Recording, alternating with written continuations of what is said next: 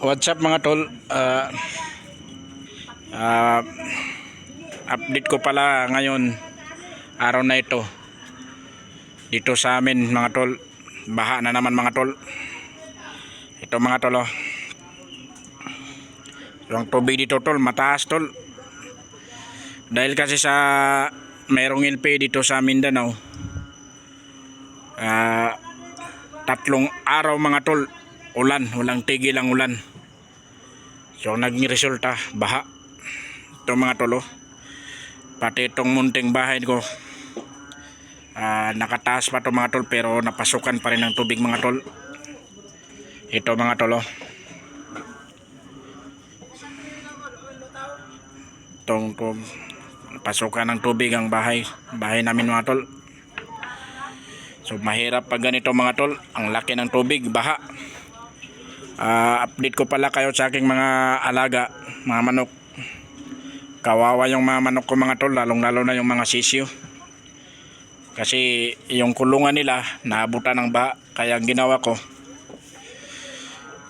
dito, nilagay ko sila sa mataas na parte ng tulad nitong babae kong manok mga tol. Itong babae kong manok na jutako ito mga tol. So dito ko po na nilagay kasi yung doon sa kulungan nila naabutan ng tubig. Kawawa sila mga tol, basang basa. Ayan mga tol, oh. Ito naman yung iba. Ito yung mga asil ko, yung bulik ko. Dito ko sila nilagay mga tol, oh. Kunti na lang, maabutan din ng tubig itong pinaglagyan ko sa kanila. Ito mga tol, itong native na to, naglimlim to. So buti na lang hindi nabasa yung mga itlog niya. Yung nanay lang ang nabasa. So yung mga itlog ay nilagay ko sa safety naman lugar. Ito din mga tol, ito yung kakaasil ko. At ito yung mga sisyo ko mga tol. Dito ko sila nilagay sa taas kasi tingnan nyo naman yung kulungan nila mga tol. Nakalutaw na. Ayan, nakalutaw na sa tubig. So pinagsama-sama ko sila dito mga tol. Iwan ko na lang kung anong mangyayari dito sa kanila bukas eh. Ito. Bali nasa 7 piraso ito mga tol. Sana hindi sila mag-away-away, lalo yung mga lalaki. Mga dumpo ito mga tol eh. May jutako at saka mga dumpo, mga warrior type itong mga sisyo ko. So dyan ko muna sila nilagay mga tol, para hindi sila kahit paano hindi sila abutan ng tubig.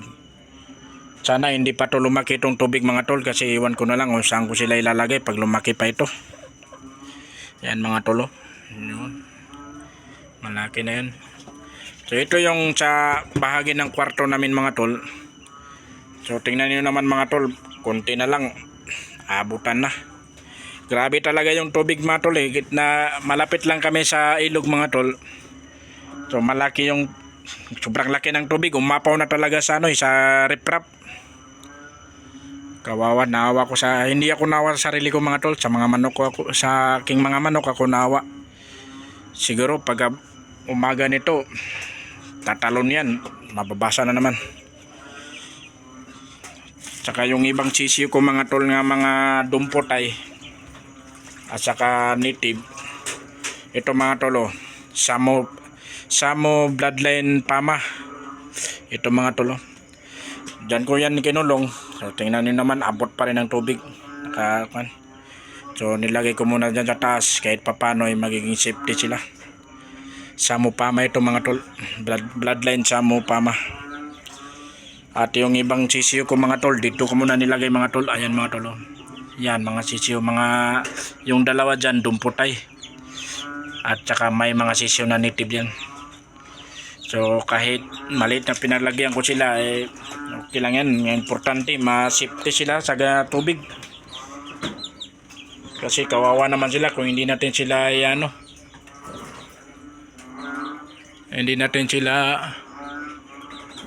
safety. Oh, tingnan niyo naman yung tubig mga tol, oh. Yung pinagkunan namin ng tubig, oh, yan. Saka yung banyo namin, oh, wala na, hindi na makita. Mga basura na nandito. Yan. Ayun naman mga tol, ang hirap talaga ng buhay pag ganito eh. Malapit ka, nakatira ka sa lugar nga binabaha. Kawawa naman itong bulik ko. Sana hindi sila magkasakit. Itong mga sisyo ko, wala na, no? Siksik na sila. Biruin mo naman ganyang lagyanan, pero 7 piraso nilagay ko dyan. Malalaki na yan. Nasa 3 months old na yan sila. 3 months old na mga sisyo. 3 babae at saka 3 lalaki. Ay, 3 babae, 4 na lalaki. Ito mga tol. Yung isa nakaupo lang. Sana okay lang sila at hindi sila mapano. Ito naman yung aking asil. So nako, parang tumataas pa rin ang tubig. Ay nako.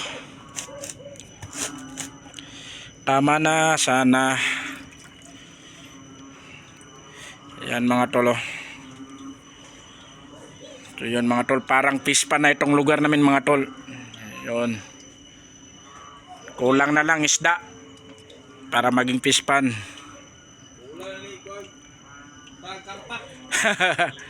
Karpa na lang daw kulang. Sa may kono dala pre. Pre? Sa kono to da. Wala man. Okay naman. Okay naman. Naman ko ikaw bandi ako mangud. Nakataas naman tanan.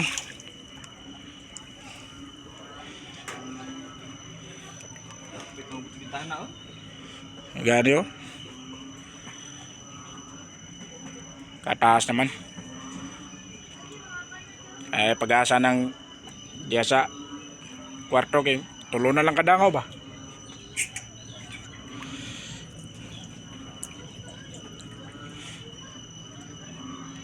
Kuya naman umagan. Nag-live ka? Ha? Oo.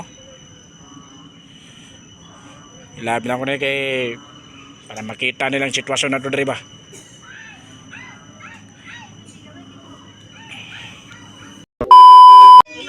Good morning mga tol. Maga na pero malaki pa rin yung tubig. Tingnan niyo mga tol oh. Sumikat ng araw. Kung kailan pa sumikat ang araw, saka naman bumaha. Ito mga tol oh. May tubig pa rin sa loob ng bahay namin oh. Pero okay na rin ngayon mga tol kasi medyo bumaba na yung tubig. Hindi katulad kagabi na mataas talaga. Ngayon bumaba na. So ito yung mga manok ko mga tol oh. Ayan. Buti na lang at hindi sila bumaba sa nilagay kong pinagtayuan nila mga tol. Hanggang baywang pang tubig dito mga tol. Ayan, nagsilalitawan na yung mga basura mga tol oh. Grabe talaga. Tapos yung mga sisi ko mga tol nga kagabi dito ko nilagay, inipon ko dito, ay binalik ko na sila sa kanilang kulungan mga tol kasi medyo bumaba na yung tubig at hindi na nakalutang sa tubig yung kulungan nila. Pero itong mga babae mga tol ay hindi makababa dahil yun na nga. Buti na lang at mabait naman yung mga manok at hindi sila bumaba, hindi sila naging pasaway. So ito mga tol oh. Ito mga tol, yung aking samong pama, ayun, hindi din bumaba. So pag humupa na itong tubig, bumaba na itong tubig mga tol, ay hugasan din natin yan. Lilinisin natin yung mga ibabaw ng kulungan ng ating manok. Nagsilitawan na yung mga basura mga tol. So ang oras ngayon ay alas 9. Ayun, alas 9 mga tol ng umaga. Sumikat na yung araw. Pero yung ilog sa amin ay nakaapaw pa rin pero hindi na malakas, hindi na katulad kagabi na malakas talaga yung pag-apaw ng tubig. So ito unti-unti na itong bumababa itong tubig mga tol. Kagabi kasi mga tol, dito yan, hanggang dito ang tubig. Pero ngayon bumaba ng hanggang dito. So mabuti na rin yan mga tol, bumababa na yung tubig, hindi na tumataas. So yun lang mga tol, ay hanggang dito lang muna ang aking update sa inyo sa nangyayari dito sa aming lugar. Dito po ito sa Mindanao, sa Davao del Norte. Hanggang dito lang mga tol ang update ko sa inyo. Mag-ingat po tayong lahat, lalo na sa mga katulad kong mga taga Mindanao. Maraming lugar kasi dito sa Mindanao mga tol nga bumaha. So mag-ingat po tayo lahat sa mga tinamaan ng mga baha, yung mga lugar nila ay pakatatag lang tayo, kasi pagsubok lang ito, isa ito sa mga pagsubok sa atin, kaya pakatatag lang tayo, bawi lang tayo mga tol. So yun lang mga tol, mag-ingat po tayong lahat mga tol.